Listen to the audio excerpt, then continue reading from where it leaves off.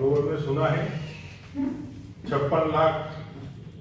से ज़्यादा लोगों के खातों में 2500 रुपया उन्होंने जो कहा था वो देने का आज उन्होंने काम किया है, ऐसा पत्र और आपके माध्यम से सूचना मिल रही है। निश्चित रूप से लोगों के पास याद होगा क्योंकि माननीय मुख्यमंत्री जो कैसे बोलेंगे, एक संवैधानिक पद पर बैठे हुए व्यक्ति हैं, जा ही रहा होगा इसलिए उन्होंने किया है, लेकिन इसकी एक बड़ी कीमत भी चुकानी पड़ रही है झारखंड को। मैया योजना के लाभुकों को तो पैसा मिल रहा है, लेकिन इसके लिए हमारे वृद्ध, अपने दादा दादी, दिव्यांगजन, विधवा, जो सामाजिक रूप से जिसका सुरक्षा का आच्छादन करने का शपथ संविधान और सरकार करती है, ये दुर्भाग्य है कि अभी 6-7 महीने से ज्यादा समय हो गया है, उनके खातों में पैसा नहीं जा रहा है। अगर मैया योजना के लिए आप अपना पीठ थपथपाते हैं तो इस पैसे जो दिव्यांगों को, विधवा को और बुजुर्गों को मिलना है, उस पैसे के नहीं जाने के कारण अगर एक भी बुजुर्ग का दवा या कहीं पर खाने में या ठंडे में किसी प्रकार से अभाव के कारण अगर यदि उनका यदि कुछ नुकसान होता है तो उसके लिए आपको खेद भी प्रकट करना चाहिए, या उसका जो है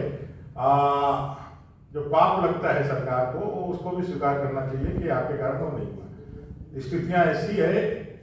इस बार का बजट जो आपने अनुपूरक का देखा उसमें देखा होगा कि एक डिपार्टमेंट को 2100 रुपया का अनुपूरक बजट मिला है। आप समझ सकते हैं कि पूरा विभाग को ही लोगों ने बैठा दिया। और अभी जो स्थिति है, जितनी सूचनाएं हैं, अगर स्वास्थ्य विभाग में कोई MRI का मशीन खराब हो जाए तो उसको बनाने के लिए भी सरकार के पास कोई बजट नहीं है। तो अपने राजनीतिक अनस को पूरा करने के लिए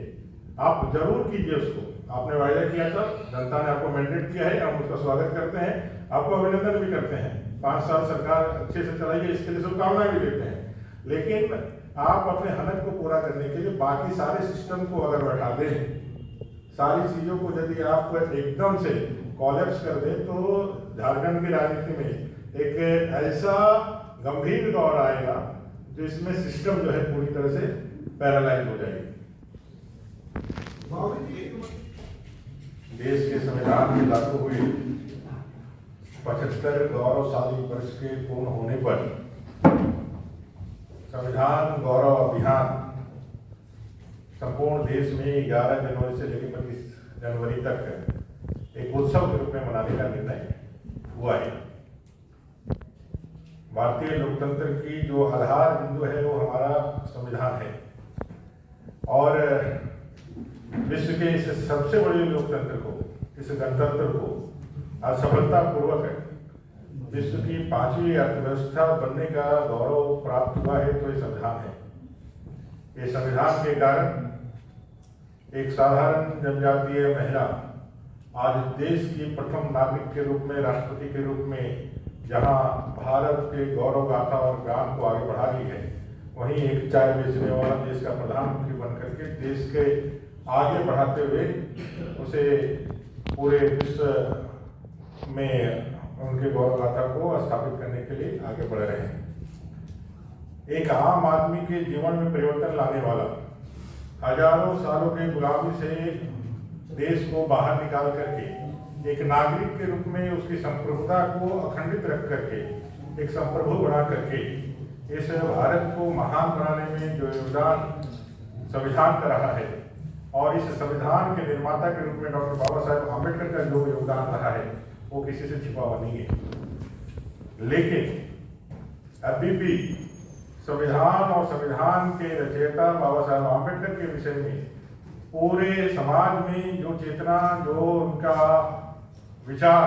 लोगों के बीच जाना चाहिए, वो अभी तक उस रूप में नहीं गया है। भारतीय जनता पार्टी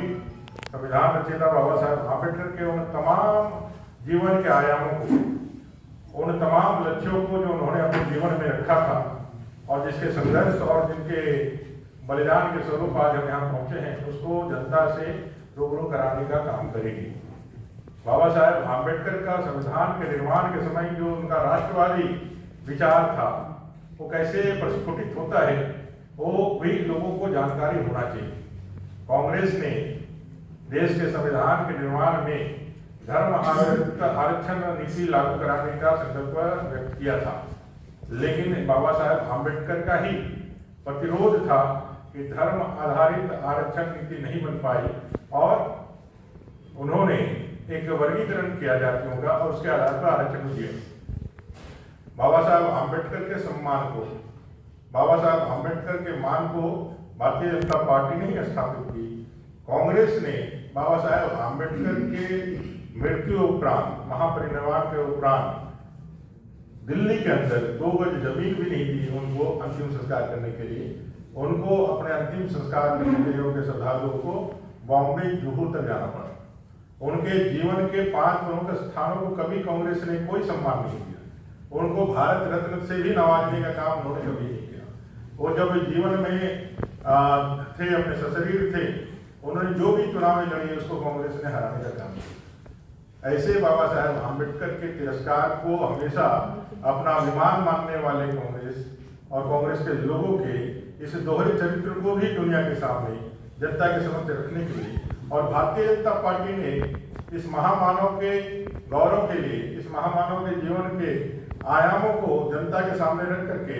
इनको उचित सम्मान देने का जो अभियान या जो काम किया है, उससे भी परिचय कराने का एक मौका